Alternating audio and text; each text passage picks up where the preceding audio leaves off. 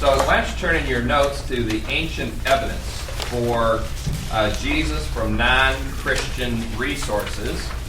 And this is in part just because you hear people from, somebody like Bill O'Reilly to Peter Jennings to Father Cruzan to others try to say that there's no historical literary evidence of the existence of Jesus outside of the Gospels. And that's just so unscholarly. It's so non-integrity. It almost sounds like a Democrat or a Republican talking about the other party or something. That they are so party-focused that they really can't admit some of the plain truth. So I just want to take a little bit with each one of these, and I've given you the original quote, and for you to just look at it and tell me what is it that we learned from this quote that gives us information that would tell us that this was referring to Jesus Christ. The first one is from Tacitus. And Tacitus is a contemporary with Josephus, writing, within 30 years after the life of Christ. And even, you have Nero here, so it's pre-70 A.D. And he says this: Nero fastened the guilt. And the guilt there was for all of the problems of Rome, the financial problems, the military problems, the disease problems, everything that went along with it. Nero fastened the guilt on a class for their abomination, a class hated for their abominations, called Christians by the populace. And of course, they assigned the abomination from things like the communion table, where they would say that really they were a secret cult that were cannibals. They ate people's bodies and they drank people's blood. Other things, they would suggest incestuous relationships because they called each other brothers and sisters in Christ and things like that.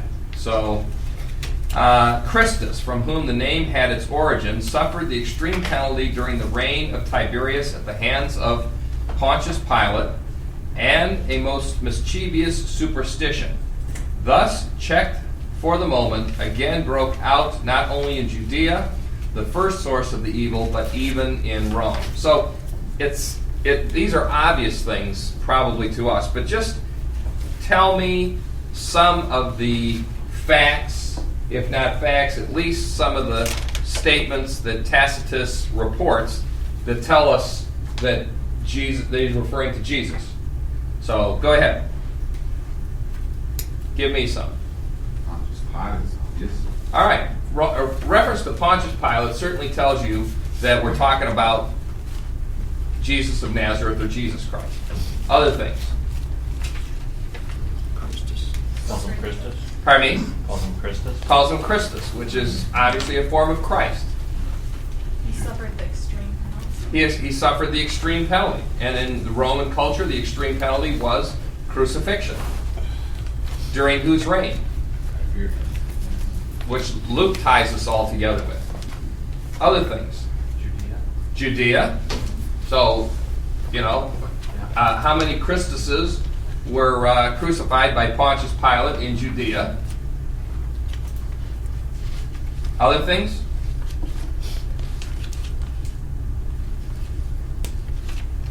From this Christus came what movement? They were called Christians.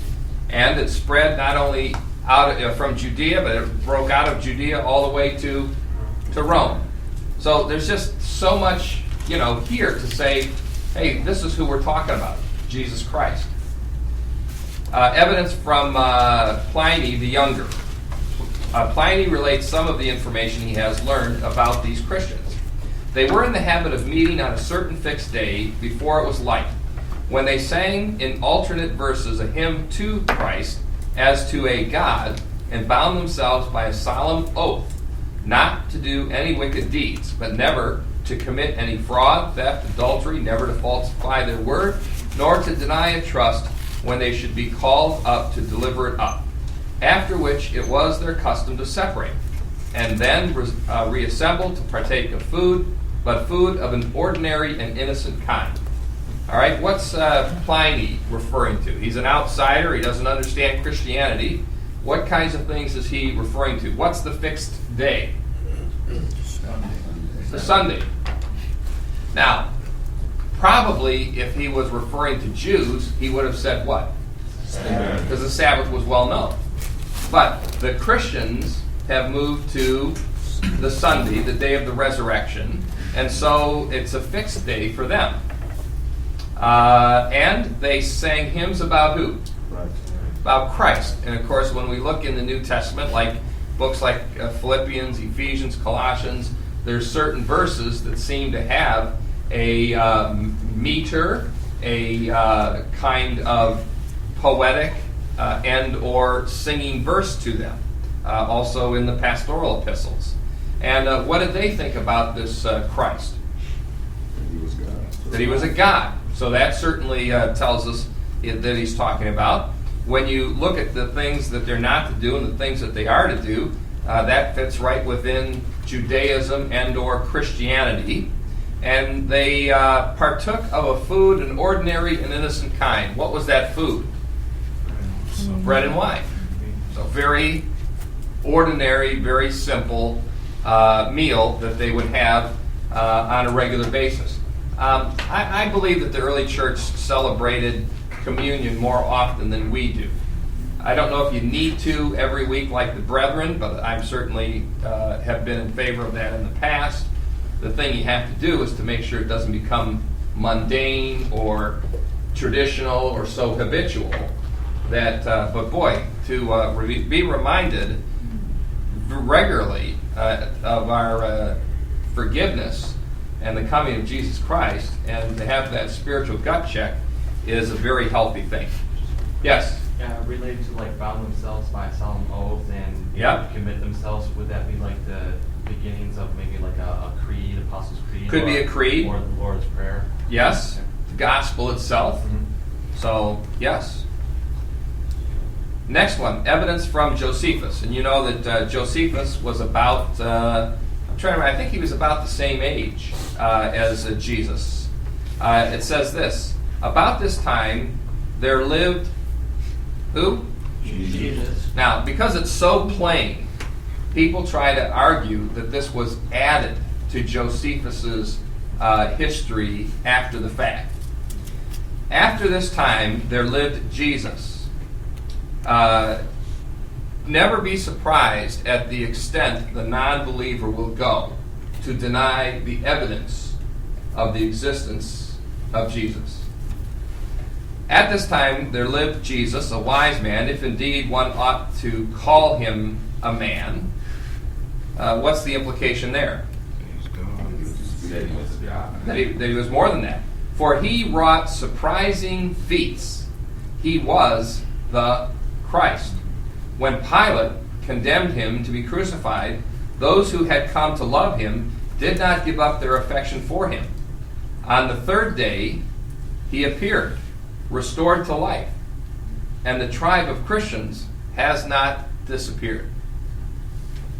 How much? See, if you got to rip that out of history in order to not have a reference. Here's evidence from the Babylonian Talmud, and this is the Babylonian Talmud was like the interpretation of Old Testament and history and that by the Jewish people. On the eve of Passover, Yeshua was hanged. Yeshua, the name for Jesus. For 40 days before the execution took place, a herald cried, "He is going forth to be stoned because he had practiced sorcery and enticed Israel to apostasy." Now, when you look at that, what you realize is they're probably referring to, you remember in the gospel accounts, how the chief priests, the Pharisees, the scribes, the Sadducees, the Herodians got together in their various group and decided Jesus has got to go. And that tradition continued on in the Babylonian Talmud. Evidence from Lucian of Samosata was a 2nd century Greek satirist. In one of his works, he wrote of the early Christians as following: "The Christians worship a man to this day, the distinguished personage who introduced their novel rites and was crucified on that account. It was impressed on them by their original lawgiver that they are all brothers." Now, in Judaism, was everybody brothers? No. Who were brothers? Brothers. But and there was a sense of familyhood or brotherhood amongst the tribes, but not amongst the Gentiles, amongst the barbarians, and things like that. So it was impressed upon them by the original lawgiver that they are all brothers from the moment that they are converted and deny the gods of Greece and worship the crucified sage and live after his laws. So this is a handy-dandy little chart, I would say, or paper to keep around when people say, hey, there was no Jesus of Nazareth and things like that. It is an important witness to the fact of his life and existence. So let me introduce you just to a couple of books. You've probably seen them before, but these are very, very affordable. They're put out by the American Bible or United Bible Societies. This is a synopsis of the 4 Gospels, and it's very, very affordable. And as we said, you want to teach each Gospel independently, but you also want to understand all the Gospels collectively, as you're going to see in your Luke assignment coming up. But this is a very good work that puts them side by side, where Matthew, Mark, and Luke occur, what they say. When one says something and the others don't, it separates it out. When John's little 3% agrees, they have it. And they pretty much follow a chronological aspect of the life of Christ. And it's a very helpful book to have. When you use the Gospels to compare the Gospels, mostly when you have difficult sayings, to see if the other Gospel writers make it smoother historically, smoother grammatically, or smoother lexically with the words. So they also put out, and maybe someday this would be of help to a few of you, but they also put out the same thing in the original Greek text. Unfortunately, it's not interlineared, but for those of us who have had the privilege of learning Greek to that kind of level, it's interesting for us to sometimes see what Greek words they pick different than each other. So these are a couple of works that you might enjoy. Well, let's turn our attention then to the family of Herod. And so you have that in your notes. And I want to talk a little bit about the Herodian Dynasty. Now, we're going to see a video on Herod, and we're also going to, it'll include the Pharisees, the Sadducees, and other things. And I'm going to show you another piece of software which is very interesting. But the Herod family shows up so much in the Gospels in the book of Acts that we want to have a little bit of a background on Herod and his family.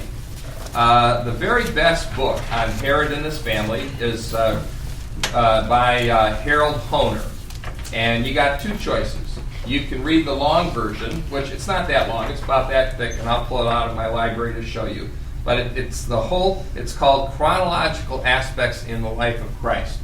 And it gives you, really good dates of when Christ was crucified and the different Passovers he attended and when he had his bar mitzvah and what was going on historically during this entire time and who were the players. And helps you understand why Pilate and Herod didn't get along, and then they did get along, and fills it in quite well.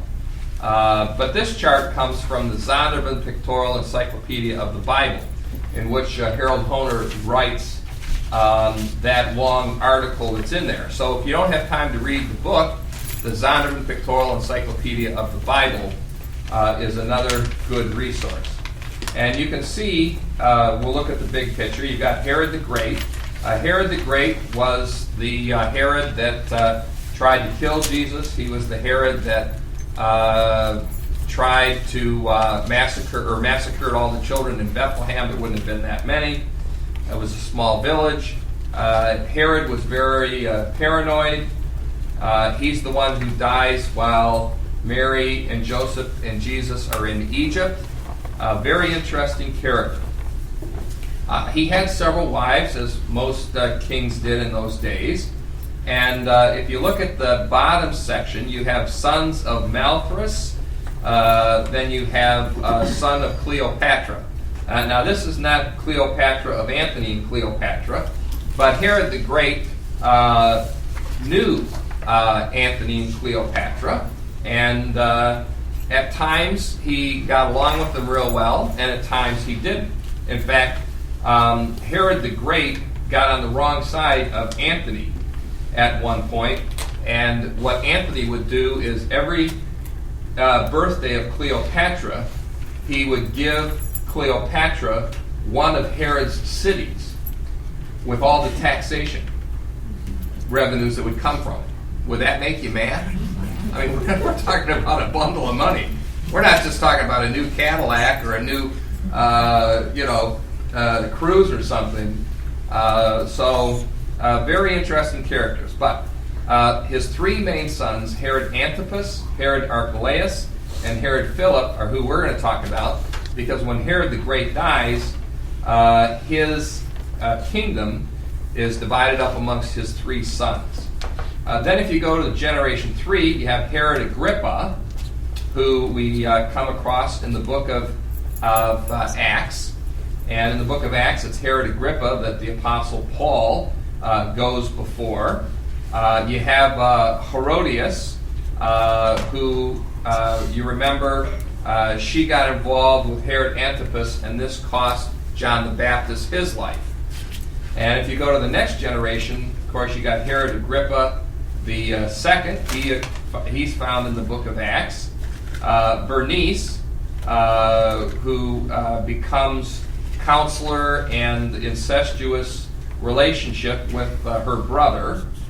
And then, of course, down below you see Felix. So this family they were like the Kennedys of America, if I could say that. Very politically, connected, politically involved, and very influential. So that's why it's worth just talking about them a little bit. If you look at the next chart, you have a genealogical chart of the Herodian Dynasty, just another way of looking at it, giving you some additional dates, first, second, and third generation, and how they were all related together. The next one is just who were the rulers during the different periods. This is a chart.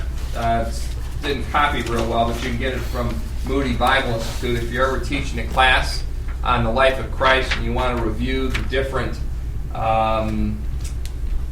rulers for the time, this is a nice, simple one that you can put up and show that there was Herod the Great, and then he had three sons, Herod Archelaus, Antipas, and Philip. Now you see after Herod Archelaus, you have the procurators, and of course that's where Pontius Pilate comes in.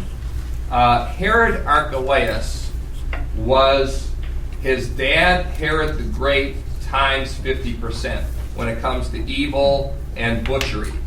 You remember that when Mary and Joseph come back from Egypt, they come back to the Jerusalem/Bethlehem region, but they don't stick around very long, do they? And it says, why not? Because of Herod Archelaus. He had a reputation of being an absolutely, he He was, in our modern terms, he was a Saddam Hussein and more, butchering his own people. That's why you see he only lasted 10 years, because Rome got fed up with him ruining things, and they replaced him with other procurators. Notice how the procurators, you got 4 of them over a very short period of time. We don't know, I mean, it was less than 20 years. And you got 4 of them that are constantly being replaced. So if you're Pontius Pilate and you're coming to Judea to take over this position, and the average leadership of the people before you were only 4 or 5 years, you know you're coming into a tough situation. And that's exactly what happened with Pontius Pilate. But as you can see, he lasted for 10 years, and there's reasons why he only lasted for 10 years. So that little chart is there for you. This chronological table of Christ's life is taken from Harold Honer's book on the birth of Christ down through the day of Pentecost and his ascension and everything. And this is fairly well the standard. Harold's done the most work. It's stood up now for some 25 or 30 years. So if you're looking for a benchmark as to when things happen, this is a fairly good one. So then we have, as you know, a couple of charts with the Jewish sects of the first century, which will give you a summary of these. And I believe these come, I have to look this up, remind myself what book these come from. But here again, if you make nice clean copies, they're very nice overheads to be able to take the people from your church through and be a good reminder for you. And then, of course, the bill of divorce. So let's go to the first page, which has the political and religious influences in Palestine. And let's talk just briefly through the Herodian Dynasty and talk about Herod the Great. And I'll just give you a few talking points, could we say, under each one of these. So for those of you who are Heritage Premium members, highly rated selection. So, how many watch Bill O'Reilly? Stay up there. The rest of them are concerned about their grades. All right, the Herodian Dynasty, Herod the Great. First of all, his rise as governor. The dynasty of the Herods became prominent during a time of political and historical confusion. And you remember a period called the Maccabees, or the Maccabean Revolt, when the Maccabees had just fed up with the Ptolemaic influence over the city of Jerusalem. The Ptolemies and the Seleucids were the two groups. You go back to Alexander the Great. Alexander the Great dies. His kingdom is divided up into 4 sections. Soon it becomes 3. Soon it becomes 2. You got the Ptolemies in Egypt and the Seleucids in Syria. So you got Egypt here. You got the Seleucids up here, and the land bridge of 3 continents, the land of Israel. So anytime they want to fight, anytime they want to control commerce, anytime they want to control business, you got to control the land of Israel. And so they're constantly battling back and forth. The Hasmonean or Maccabean dynasty got fed up with it, and Judas Maccabeus and his sons throw off the powers of the Ptolemies and the Seleucids, and they take over ruling Jerusalem, ruling Judea and the region.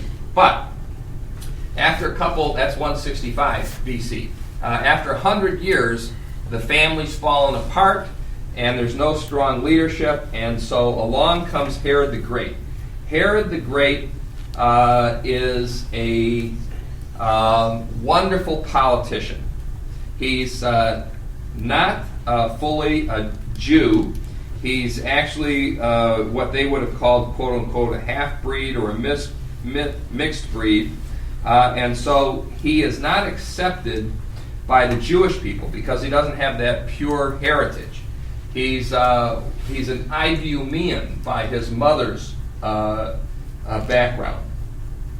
And so he is not acceptable to them. But his rise as governor of Galilee comes with the fact that he knows how to side with the political powers of Rome, as in Antony and Cleopatra and others. So because of his association with Rome, Rome appoints him as the governor. He's not really a Jew. He doesn't marry a Jewish woman. He marries a woman from, as I remember, from Cyprus, an Arabian. He has 4 sons with this woman, and so he's for the Jewish people, like the Pharisees and the Sadducees, who are very interested in genealogy and everything. He's not acceptable, but Rome loves him, and the Caesar loves him, and so they appoint him as the governor. And he's a very successful business person. And he builds up the economy. One of the things that Herod the Great was known for is the building of fortresses and cities. He builds a huge harbor called Caesarea Maritime on the coast. And why does he build that harbor? Well, you've got a harbor down south of that in Joppa. But Joppa isn't a deep sea harbor. Way up to the north, in what we call modern-day Lebanon, there's another harbor called Tyre. Tyre and Sidon there. That's a deep harbor. Now, where is all the business going to go from overseas? The deep harbor. To the deep harbor. You want to control business? You got to have, we would say today, you got to have good airports, you got to have good roads. Back then, you had to have a good harbor. This guy in Caesarea Maritime built a harbor that we couldn't build today if we wanted to.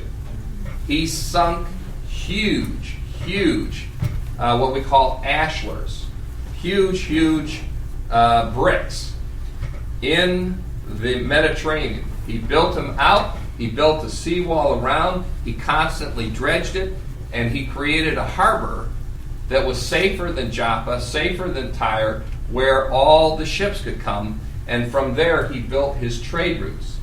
So, having done that, guess who controls all the taxation? Herod. And Rome gets their cut. And as long as Rome is getting their money, like Washington, D.C., they're very, very happy. And so his rise was both political as well as business-wise. He was very, very smart. Herod is the man who extended the Temple Mount that we know of today. Herod built a huge structure over the cave of Machpelah in Hebron. Herod was very, very paranoid. He had a reason to be. He built Masada. He built Machaerus, where John the Baptist was killed, so on and so forth. So he was a great politician. He was a wonderful builder. He knew how to bring forces together at the right time, and this elevated him then from not only being the governor of Galilee, but ultimately he got them to bestow upon him the title of king. And he was anti-Pharisee, he was anti-Sadducee, he was anti all of these people, because those people were anti-Rome. He was pro-Rome, and there was a group that followed him called the Herodians that you see in the New Testament. Yes? If he would have been governor, would that have meant that his lineage wouldn't have carried on rulership? Exactly. So that was why he wanted to be. See, king gives you dynasty. Governor, you get replaced. King, your sons carry on. And that is the significance of it. So But Herod didn't have any problem. In order to become king and consolidate his strength, Herod executed 45 of the most wealthy and prominent families in the region of Judea. How do you consolidate power? You kill everybody. That's how he did it. Now, of course, he also offended the old guard, the Hasmonean family, and others along the way. And if you go around killing people all the time like this, what are you concerned about? Somebody's going to kill you back, right? And so this was a guy who was constantly looking over his shoulder, constantly having to cover his back. And that's why he built all of these fortresses, so that he had fortresses on every direction of the compass, so that if somebody came from one area and he didn't think he had the strength, he would be able to move very quickly to his fortress. Those of us who get to go a month from tomorrow to Israel are going to have a fantastic time in one of his places called Masada. But even when we look at the city of Jerusalem, even within the city of Jerusalem, he had his own fortress with 3 huge towers. He was so afraid that he had within the city of Jerusalem his own enclave of protection. And if for some reason that wouldn't work for him, just about 3 miles south of Jerusalem, he built up his own fortress, secondary fortress, that he could flee to. But hey, putting all these people to work created a lot of income. So, and as I mentioned before, another adversary that he had over time was Cleopatra, and of course, she had Antony's hormones in high gear, and so she could negotiate for whatever she wanted, and ultimately, they sided with the enemies of Herod and created all kinds of problems for him.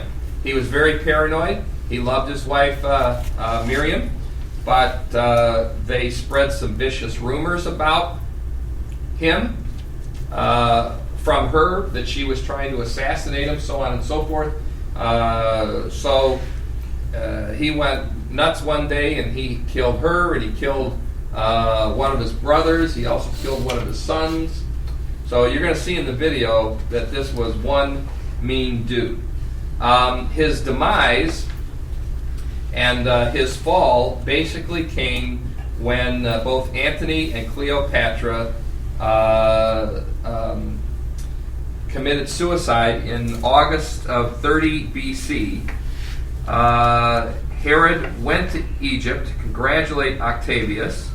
To secure his reward, Octavius gave him the title of king, but Octavius always felt that if Herod was willing to betray Antony and Cleopatra, that he would be willing to betray Octavius also.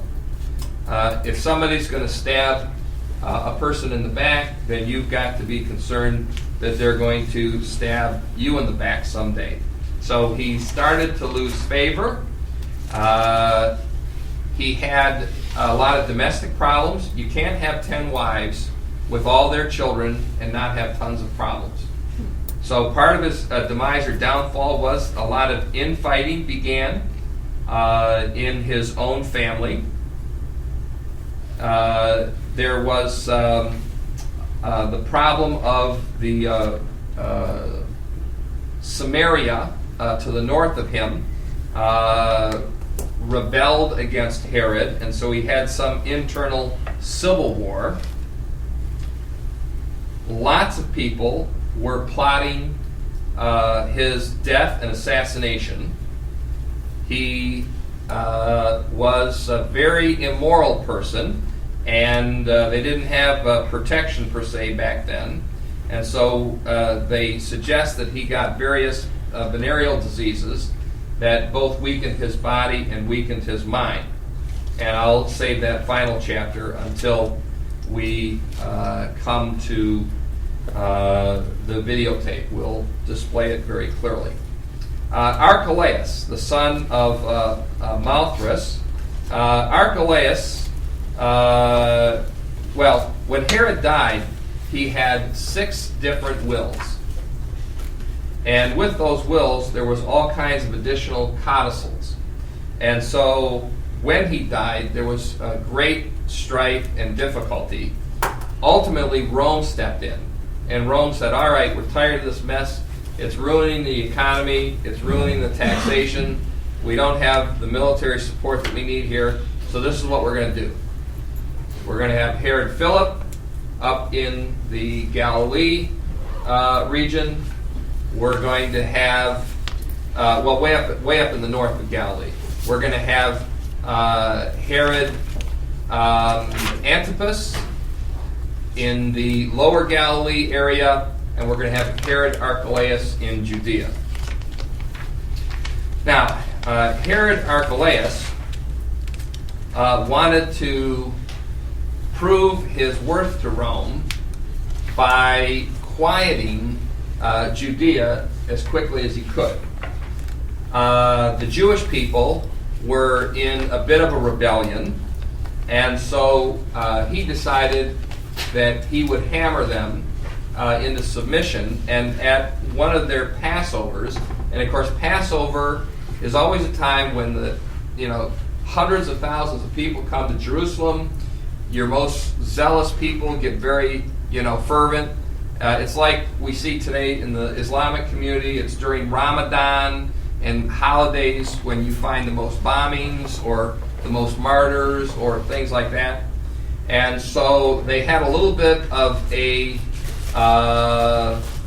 rebellion in the crowd, and so he was going to demonstrate to Rome his power, and he slaughtered 3,000 people.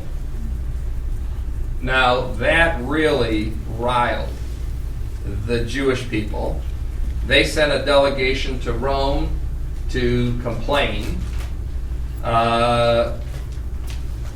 Enemies, or let's say, enemies will join together when they have a greater hate, won't they?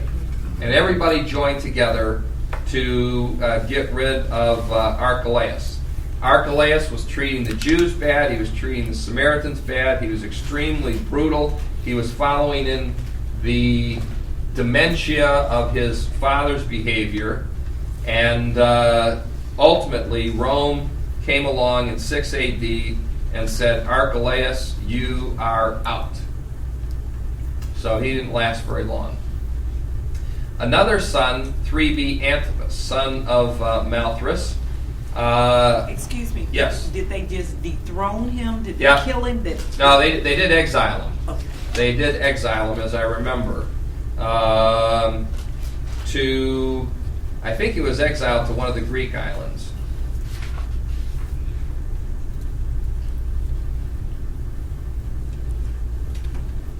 So, it was either that or he was put way up north. Might have been he was put way up north with the Gauls in what would be like barbarian land. So, I'm not sure what we compare that to today, but it'd be like being put on the backside of Siberia or something, out of the way. Herod Antipas, he was born around 20 BC. He was the younger brother to Archelaus, and he ruled the area of Galilee and then Perea, which was across the Jordan. This would have been the area where John the Baptist had a lot of his ministry, and of course where Jesus had his ministry. So Herod Antipas is the Herod of the Gospel of Matthew, Gospel of Mark. Come on in, Jesus. Show me your miracles. Give me a show. Things like that. as far as Antipas and Archelaus, the only significant event that occurred early in Antipas's career was a delegation of both Jews and Samaritans, and then he got his brother Philip and himself, and they all went to Rome together to try and gain for Herod Antipas the title of king. At this point, they were just called tetrarchs, and he wanted to be called king. Rome did not respond well because they'd already had problems with his father being king and having the dynasty. Antipas and John, this is John the Baptist. You know the story of Antipas imprisoned John the Baptist.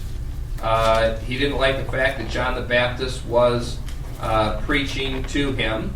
Antipas had married the daughter of one of his relatives, and this was two things. It was considered, according to the law, an incestuous relationship, as well as a interreligious relationship. And even Rome looked down on incestuous relationships. Yes? I was going to ask you which law that was, the Jewish law or the law in general? Yeah. The Jewish law and the Roman law frowned against marrying a relative or marrying the wife of a brother, which is what he did. She was her. Let's see. This woman was his niece. So he married his niece as well as married his brother's wife at another time. And of course, this infuriated Herodias was her name, you remember, and John the Baptist spoke out against this. It's Leviticus 18:16 is, as I remember, is the Jewish law, and so you know the story. She sent out her daughter to dance. He promised her half the kingdom, and she simply said, "Give me his head." So one research scholar that I met some years ago who had a chance to study in the Vatican Library, said that he came across an ancient manuscript from one of the early church fathers in the Vatican that said, and this might have been added to it, he thought it might have been oral tradition, but that when they brought the head of John the Baptist out on the platter, that the girl, and the girl takes it to her mother, that the mother takes the tongue of John the Baptist and pulls it out, takes a, what would you call those things that you put in your hair, ladies, with like a comb, but it's really sharp, and took the comb out of her hair and rammed it through his tongue into the plate. She was so angry. So I don't know if it's true, but it makes for a good story and everything. But this is the relationship that Antipas had to John. As far as Antipas to Jesus, the relationship of Antipas to Jesus is seen in three episodes or three stories in the gospel. The first event is upon Antipas's hearing of Jesus' ministry, and he thinks, oh my gosh, this is who raised from the dead? John the Baptist raised from the dead. Matthew 14, Mark 6, and Luke 9. That's the first experience that Antipas has with Jesus. The second episode is when Jesus was on his final journey to Jerusalem, and some of the Pharisees came to Jesus and stated that he had better remove himself from the territory of Antipas because Antipas was trying to kill him. And of course this would have been part of the quote-unquote Herodians, who Herod Antipas was strong enough that he had his own little small army that was sanctioned by Rome, And of course, Jesus says, well, go tell the fox. And of course, fox, the interpretation of that is different, but I think when he refers to him as a fox, for the people of Israel, people of agriculture, the fox was somebody who destroyed their vineyards, and of course it takes decades to create a good vineyard, and so the fox was a very stealthy animal. They were very destructive animal. Of course, they would kill their livestock. So there was no compliment here at all. So this is the second. The final encounter, as you probably remember with Jesus, was when Antipas was asked by Pilate to take over the trial. And Pilate, hearing that Jesus was from Galilee, says, all right, let's dump this hot potato. And we'll talk more about why Jesus was such a hot potato for Pilate. But of course, Herod says, no way, I'm not taking this hot potato, because his brothers had already gotten in trouble with, and his father had gotten in trouble with riling the Jews and getting them angry. And so he tosses them back, but then, as you know, they both agree on cooperating on the crucifixion of Jesus, and that works out real well for Antipas, and Antipas and Pilate become friends from it. The next thing would be the downfall of Antipas, and the downfall for Antipas was the fact that he sided in a battle or conflict in which he was soundly defeated. And of course, anytime tragedy falls on somebody, people of spirituality will tend to interpret that and say, this is God judging you. I don't know if you heard, the Islamic imams have claimed that when the tsunami washed back, that in the sands of Indonesia beach was the name of Allah. And this was a sign to them that these Islamic people were not being faithful to their religion, and the tsunami was a judgment from God, and they'd better straighten up and do better. Well, the Jewish people looked at this defeat of Antipas, and they said, God is against him. God has ordained his fall. Of course, many people believed John the Baptist was a prophet, and he was a popular one. And so they began the political maneuvering with sending people to Rome to complain about him. And finally, they caught it at a perfect time, because Tiberius dies. We have a new emperor by the name of Caligula. Caligula wants to consolidate his power. All of these people are coming to him and saying, this guy's a bum, you got to get rid of him. And so he says, okay, let's get rid of him. And so they do. Next guy, Philip, the Tetrarch.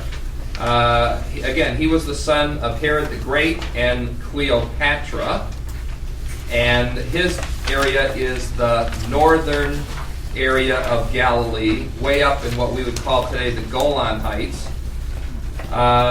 He doesn't do much. He built 2 cities, but the one that we know of that's very important is called Caesarea Philippi. He named it after the Caesar, and he named it after himself. It's way up in the north. This is where Peter would have given his confession. Thou art the Christ, the Son of the living God. This was the area where Jesus would have been transfigured. It's also up in the area of Chorazin and Bethsaida, where you have Jesus condemning the cities. Herod married the daughter of Herodias, Salome. Salome was the one who danced for Herod Antipas. And so they never had any children. And of course his brothers stole a wife from him and stole the niece from him and all kinds of other things. He was kind of a weak guy. That area was an area where there wasn't as much business, there weren't trade routes, those kinds of things. And he just died off on his own. Herod Agrippa the First. Herod Agrippa the First was the son of Aristobulus, you'll see on your chart, who was the son of Herod the Great and Miriam, his favorite wife. Herod Agrippa, you see, he's talked a lot about by Josephus and others. And you see Herod Agrippa mentioned more in the book of Acts. And Herod Agrippa the First was the main person who persecuted the early church in the region of Judea. He is best known for putting James, Acts chapter 12, James the disciple, not James the brother of Jesus, but James the disciple, in Acts 12, putting him to death. Herod Agrippa is the one who the book of Acts says that God struck dead. He's the one that dressed up in the beautiful robes and claimed to be the son of the sky, the son of the sun. And Acts 12, he's struck dead by God. Those who get a chance to go to Israel, we will stand in the amphitheater at Caesarea Maritime in the very box where Herod Agrippa would have sat to have listened to Paul, to have declared himself Mr. Wonderful, where he would have been struck dead. The entire structure is been rebuilt today. So it's an interesting place to go to. But that's Herod the Agrippa the First, the king of Judea. Herod Agrippa the Second. Let's see, what would be significant to say about him? Let me look here. Excuse me. There are two Philips. Both of them have the same father. Yes. Herod the Great. Yeah. Yep. Popular name or something. So, but different mothers. Yeah. So Herod Agrippa II ruled from 50 to 100 A.D.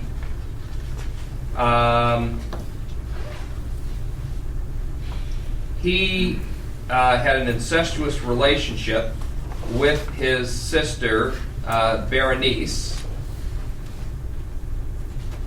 Herod Agrippa controlled the temple area of Jerusalem and the priesthood. Herod Agrippa II would have heard, like in Acts 25 and Acts 26, he would have heard one of the defenses of the Apostle Paul. So when you read Acts 25 and 26, you'll see that he is involved with the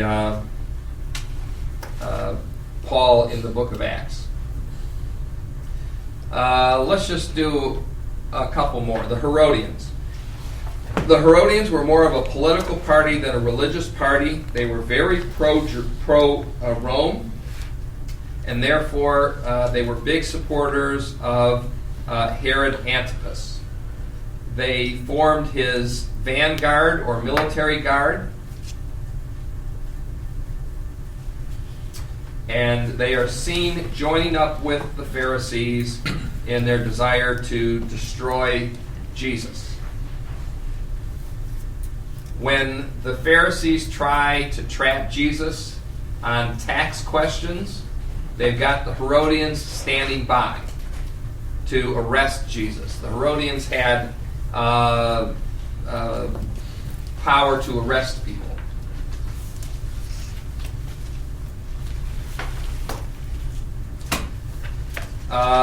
In the New Testament, you'll see it will talk about the freedmen. Freedmen were former slaves, and in order to buy your freedom, you had to be pretty successful.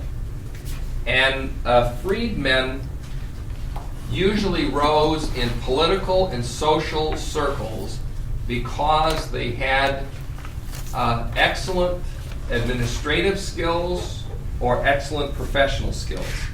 I mean, a lot of these people would be, doctors, lawyers, engineers, jewelers. Because of their high status, they were able to earn their freedom. But in order to earn that freedom, they were very, I don't know if I'd say trustworthy, but people trusted them. And so when you see the freedmen in the book of Acts and in the epistles, you want to understand these are people who rose out of the ghettos or the poverty to very prominent places of influence. And I'm trying to think of examples of that. But the gentleman right now who's up for Attorney General, what's his name? Yes, thank you. Somebody watches the news. And here's a guy who came out of migrant work family, who was risen up and has been very, very successful. In a sense, when you talk about the free men or the freedmen, these are people who worked their way up out of poverty, and they were very influential and significant. And they were lobbyists also, just like we have today. Because they had been in those servant positions for so many years of their life, they got to know lots of people, and once they got their freedom, they could lobby for significant causes. The Sadducees. So I think maybe we'll pause there. We've put in a good hour.